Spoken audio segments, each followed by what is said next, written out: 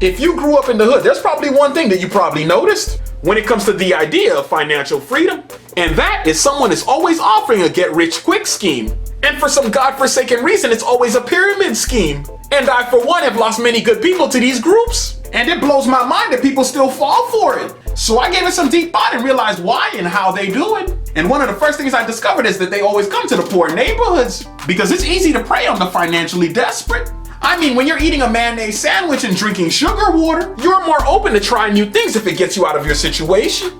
And this is something they bet the house on. Because let's be honest, if they went to a rich neighborhood, how many people would even let them walk in?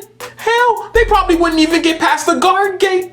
And even if you did somehow get in, it's hard to convince someone who's already well off that you can make them more money. Now, another trick they use is to find a former athlete from your neighborhood to deliver their message. You know who I'm talking about. The superstar who blew his ACL and never made it pro. They use him because at one point you already had hope in him.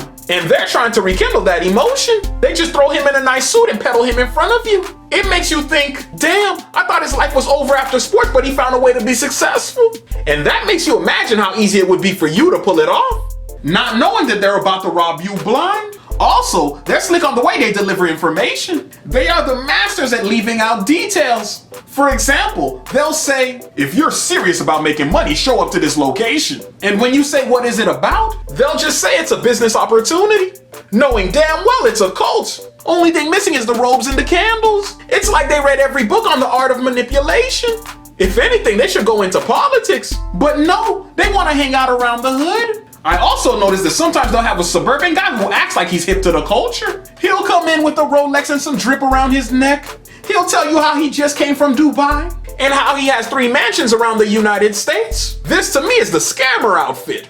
It's basically SOP for them. Now in the hood, you'll find people who are book smart, people who are street smart, and then all the people in the middle. And that is the people they're targeting. They prey on the lack of knowledge. Just think about the white van scam. You know the one I'm talking about. The one where you're coming out of a supermarket and 2 people pull up in a white van, saying they have $4,000 speakers that they have to get rid of because their manager ordered too many. And for some reason, they'll get in trouble if they bring it back. But since you seem like a cool person, they'll give it to you for $400. Now this scam is old, but it still works till today. Because no matter the demographic, a sucker is born every day. And that is what a pyramid scheme is hoping will be the case. I, for one, have never been caught up in one of those. But I think it's because I'm a little greedy with the bread. And if you're trying to crack my pockets, you're gonna need more than pretty words. I've seen many people lose their whole life savings. And it makes me wonder, how did it get this far?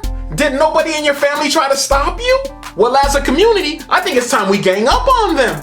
I think every time we see them, we should run them out of town. And eventually, they'll stop taking advantage of people we love. Now, if you're new to this channel, make sure you hit the subscribe button and the bell notification so you never miss a video. And when you're done doing that, click on one of my videos that just popped up, and I'll see you on the next one.